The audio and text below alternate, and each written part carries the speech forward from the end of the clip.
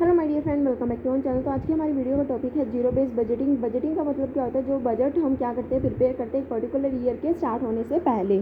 ठीक है, जो हमारा फाइनेंशियल ईयर या कैलेंडर ईयर उसके स्टार्ट होने से पहले हम बजट बनाते हैं, जिसको हम बजटिंग बोलते हैं।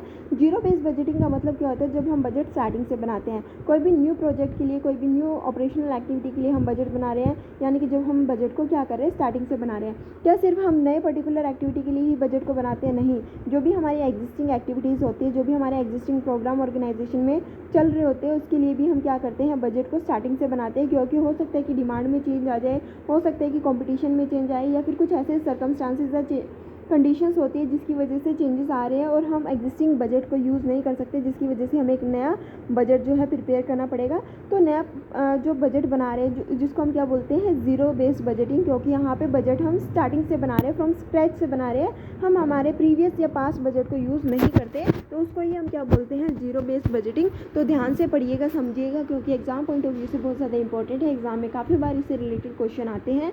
अच्छा क्वेश्चन है, 5 to 10 मार्क्स में आना बनता है।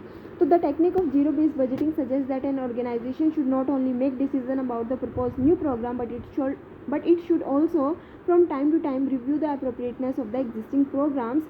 Zero-based budgeting, as the term suggests, means examining a program or a function or responsibility from scratch. The reviewer proceeds on the assumption that nothing is to be allowed. तो यहाँ पे यही कहा गया कि जीरो बेस्ड बजटिंग का मतलब क्या होता है? जब हम पास की कोई भी फिगर्स को नहीं लेके स्टार्टिंग से एक बजट को प्रिपेयर करते हैं, जो हमारी प्रेजेंट सिचुएशन है, जो कंडीशन है, जो कंपटीशन डिमांड वगैरह है, उन सारी चीज़ों को क्या करते हैं, कंसिडर करते हैं। हर एक डिपार्टमेंट क्या करता है, अपना अपना डिसीजन देता है, अपने अपने रिक्वायरमेंट के अकॉर्डिंग जो है वो बजट बनाते हैं, उसको हम क्या करते हैं, डिसीजन मेकिंग करते हैं, और स्टार्टिंग से एक प्रॉपर जो है बजट को प्रिपेयर किया जाता है।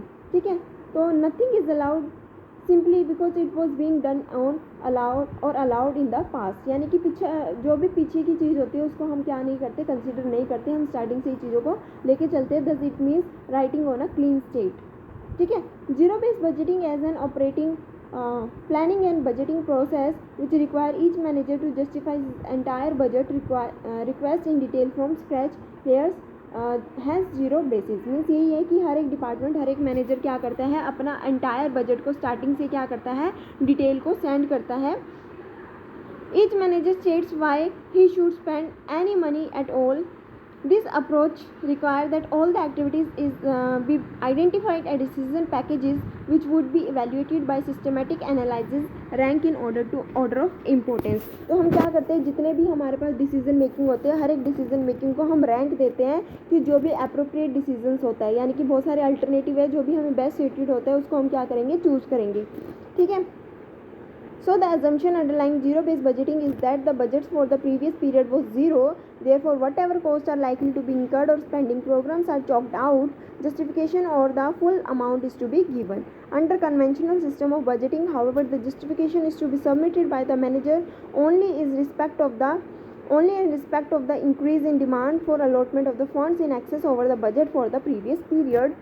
ठीक है, सो यही था कि एक्चुअल में जीरो बेस्ड बजटिंग क्या होता है। जीरो बेस्ड बजटिंग वही होता है कि हम स्टार्टिंग से बजट बनाते हैं, क्योंकि पीछे का कोई भी चीज़ हम नहीं लेते हैं। हो सकता है कि डिमांड बढ़ जाए तो हमें ज़्यादा प्रोडक्शन करनी पड़ेगी, ज़्यादा प्रोडक्शन के लिए हमें ज़्यादा अमाउंट की ज़रूरत है, ज़्यादा रिसोर्सेज की ज़रूरत है, तो हमें जो है बजट को स्टार्टिंग से बनाना होगा। तो हर एक मैनेजर क्या करता है, हर एक डिपार्टमेंट का मैनेजर अपना अपना बजट देता है, अपने अपने रिव्यूज़ देता है कि उसको और अमाउंट की ज़रूरत क्यों और कहाँ पे वो ज़्यादा अमाउंट को स्पेंड करने वाला है।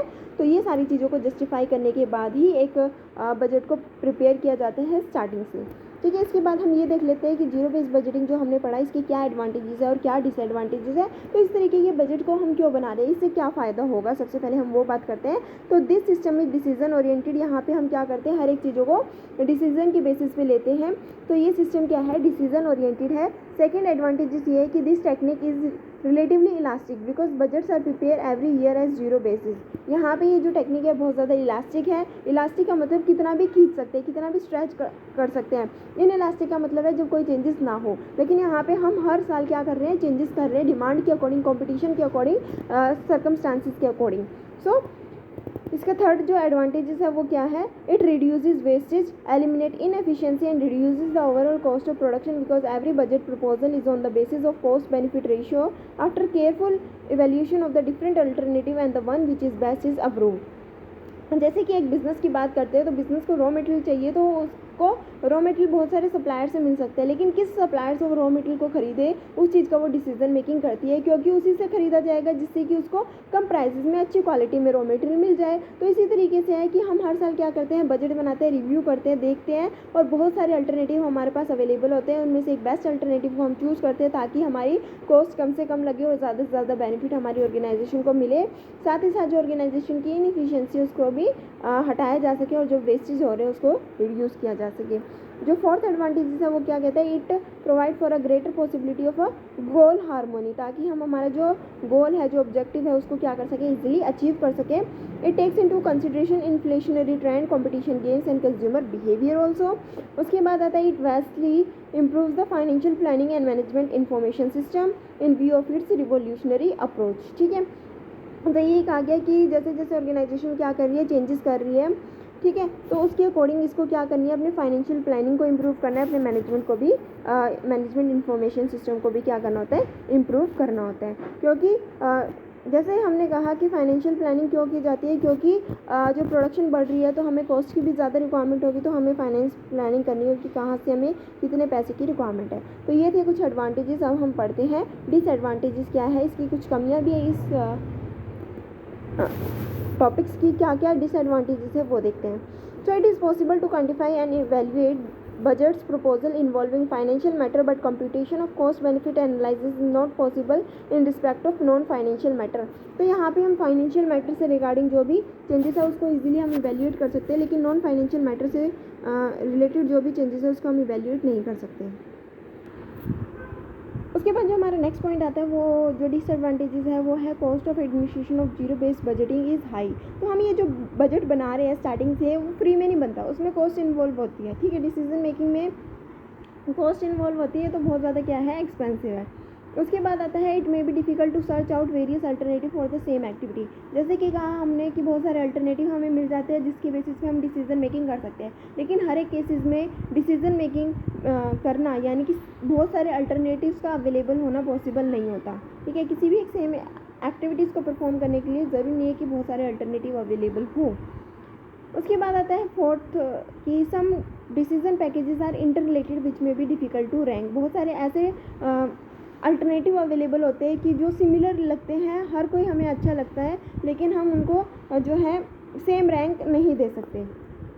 ठीक है, उनको रैंकिंग करना बहुत ज़्यादा डिफ़िकल्ट हो जाता है कि किसको हम फर्स्ट पे रखें, किसको हम लास्ट पे रखें, क्योंकि हर एक अल्टरनेटिव क्या है, बेस्ट है।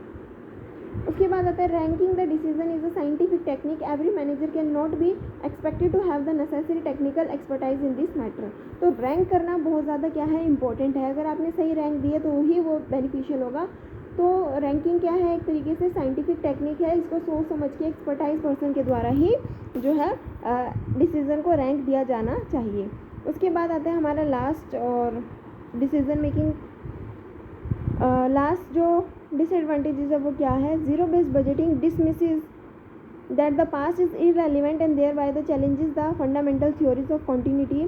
सो budgeting is the continuous process of estimation and forecasting about the future and is based on the past happening। तो यहाँ पे हमने कहा कि हम पास्ट को कंसीडर नहीं करते, ठीक है, हम सिर्फ फ्यूचर को कंसीडर करके ही फिर से क्या करते हैं, बजट बनाते हैं।